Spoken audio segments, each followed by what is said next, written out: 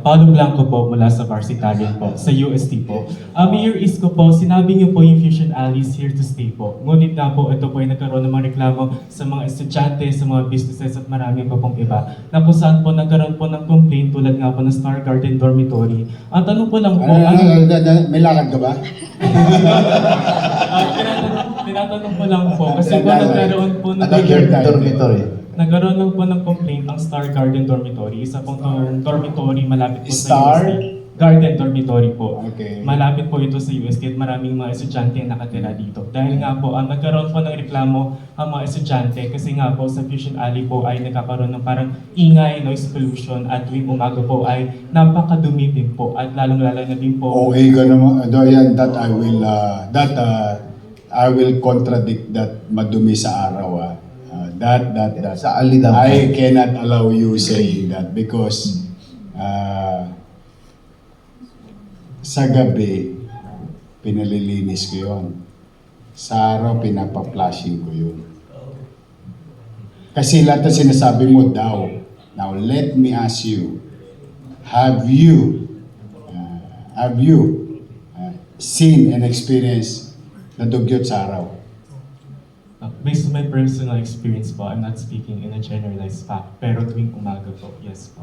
Nakita mo, madumi. Madugit po siya at mabaho po. Kasi yung Oo. mga basura po ng mga food establishments po doon. Food establishment? Yung mga negosyante po, yung mga nagtitinda po ng mga pagkain po doon. I'm sorry to hear that, but as far as our report, because there is a chat group, Opo. the same thing with what's happening in Carriedo, Blumentritt, Recto. Every day may pictures yun. But let me go now to your question. Ano yung gulo na sinasabi mo? So you want me to shut down the entire No, hindi po. Wait, ano ba talaga gusto Tinatanong niyo? ko lang po kung ano yung maaaring mga pwedeng solusyon tungo po sa Fusion Alley po. Before kasi, you were everywhere. Mm-mm. Do you agree with that? You're everywhere. You're along the Masalang, you're along the streets, you're along the Banqueta, you're everywhere. Opo. Why didn't you complain na maingay nung araw? Now when we organize it, No, maingay po tuwing gabi rather po. hindi nga, ibig sabihin nung araw, you're everywhere. Kasi kailangan ko mapakinggan yung damdamin ninyong tunay. Bakit nung araw, nung wala yung Fusion Alley, they're everywhere. Opo. Am I claiming true? Yung Am I, zero vendor policy po. am I claiming true that you're everywhere? Nakakalat lahat. Opo. They're everywhere. Kasi we have to be honest with our questions so that we can Pero kasi I can close it down. If you want it now, I will close everything easily. Pero tanong ko lang po, na-receive po ba sa City Hall yung complaint ng Star Garden Dormitory po? That I don't know. According to our report daw po, ay nag-submit po sila ng complaint sa City Hall daw po. Sabi po There is about 50 plus agencies. Where did they submit it? Sige po. Kaya patanong mo lang, ang pakisuyo ko. Hindi, para lang tayo, we call a spade a spade. Padala mo sa akin, bibigay ko naman. Yung sa takdang ahensya. Sige po. But I doubt it, kaya ulit-ulitin ko Nung araw kasi, ito kasi nangyari dyan Para ito yung bata kasi walang idea. Nung araw, yung may-ari ng pwesto, sinasakop niya yung bangketa and everything. Mag-iihaw dito, mag-iihaw doon. Maghahalo dito, maghahalo doon. So you don't, para lang para lang magka-idea Sige po. what the government is doing. So when I came up with it, hindi nga pwede ba, ano ba ang kali pwede natin ibigay? Ano ba ang pwede nating i-draw on a particular hour, a particular day,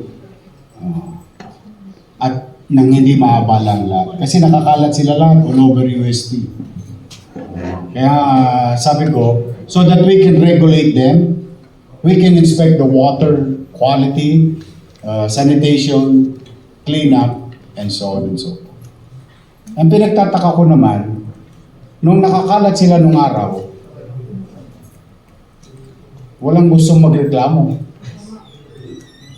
Nung inayos, then I found out, ang nagre-reklamo, yun nawala ng extension ng negosyo niya. Hindi, totoo naman. It's not a perfect government. It maybe mayroon pa rin pagkukulang. Pero most of the complaint na nakikita, mausok daw. Nung araw pa mausok dun eh. Oh, see, now you agree. That's why ako, hanggat maaari. Sa akin, kung ayaw ninyo, hindi ko kawalan yun, ha? Maniwala kayo sa akin. I'll be happy to...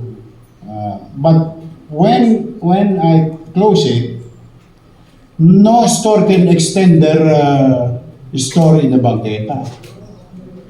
Kasi the sauce for the gander will be the sauce for the goose. Eh samantalang ito, organisado, saradong kali, safe pa kayo naglalakad ngayon? Matanong ko lang turuan mo ako with all humility. Nakapaglalakad ba kayo ng tahimik nang walang dumadaang motor at saka sakyan sa particular na oras sa Fusion Alley? Maglalakad. Ano po Sa Fusion Alley, nakapaglalakad ba kayo ngayon as we speak nang walang motor, walang kotse? I mean like you're sprawling around in the street. Tuwing po nag-operate po yung Fusion Alley, parang wala po naman masyadong motor kasi alam Walang ko po, masyadong motor, kasi alam hindi ko po- masyado. Kasi alam ko po sarado yung daanan eh, kasi Oo. public space po siya at madami po, pero madami pong tao. Yun. No, mali pa yung word. Walang masyadong motor. Walang motor.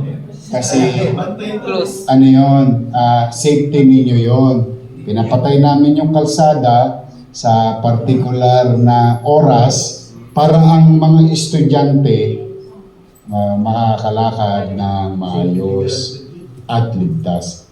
That's the heart of it. That's the intention. So, anyway, if there is still some mistakes, now, ako, payo ko sa inyo, kung ayaw nyo talaga yun, sulat lang kayo sa akin.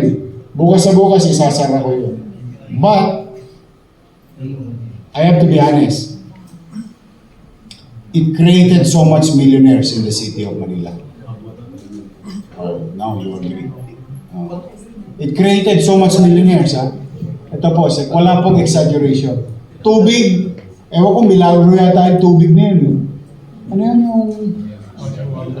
Ano, Kokomojo ba yun? Yung mga colored ano, selling at 50,000 a day.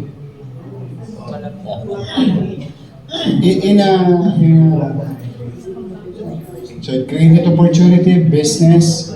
Ang kailangan lang doon, lagi ko sinasabi sa kanila, gusto ko sa umaga na dadaanan yung kalsada, nagagamit yung kalsada, linisin ninyo. Now, kung kulang pa sila, sasabihin ko, last nyo na yan. Pag bumangon pa yan, sasarado ko na yun. Okay naman ako.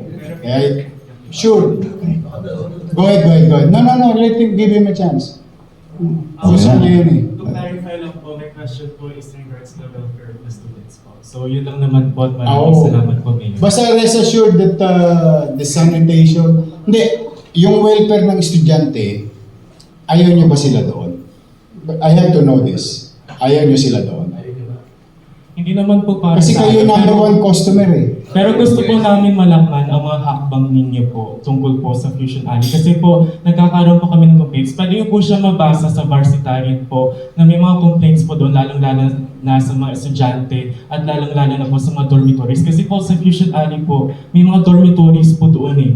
May mga estudyante na tutulog Tama naman, naninirahan doon. Pero may mga complaints po kasi na maingay daw po, at ano daw po, at maraming tao. Kaya Siguro, nahihirapan ipadala nyo na diretso sa Kasi office ni Mayor yung concerns. talagang, alam mo kung negative siya o net negative, I'll shut it down. Sige.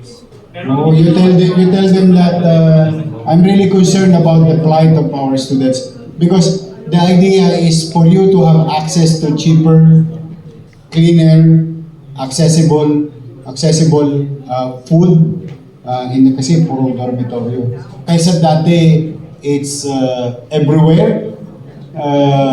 Kanya-kanya, magulo, and nobody In fact, nung pinaghihigop namin sila, naging maaliwalas yung gilid ng uste na nadadaanan na.